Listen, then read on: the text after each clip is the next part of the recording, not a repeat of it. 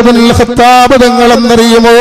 അല്ലാഹുവിന്റെ റസൂൽ പറയുകയാണ്, എനിക്ക് ശേഷം ഒരു പ്രവാചകൻ ഉണ്ടായിരുന്നെങ്കിൽ ലഖാന ഉമർ ഇബ്നുൽ ഖത്താബ്, അത് ഉമർ തങ്ങളായിരിക്കുമെന്ന് അല്ലാഹുവിന്റെ ഹബീബ് നബി മുഹമ്മദ് മുസ്തഫ സല്ലല്ലാഹു അലൈഹി വസല്ലമ തങ്ങൾ പറഞ്ഞുപോയ ഉമർ തങ്ങളുണ്ടല്ലോ, ആ ഉമർ തങ്ങളുടെ ശരീരം അങ്ങനെ അല്ലാഹുവേ കുളിപ്പിക്കാ സമയത്ത് സഹാബാക്കൾ ഇങ്ങനെ എടുത്തു വെക്കുമ്പോ കുളിപ്പിക്കാൻ നിന്ന സഹാബാക്കൾ കരഞ്ഞു പോവുകയാ. ആരാണ് ഉമർ തങ്ങൾ എന്നറിയുമോ? ഇസ്റാ പറപ്പിച്ച ഉമർ തങ്ങളാ, കൈസർ പറപ്പിച്ച ഉമർ തങ്ങളാ, ശൈത്താൻ പോലും ഓടി മറഞ്ഞു പോകുന്ന ഉമർ തങ്ങളാ.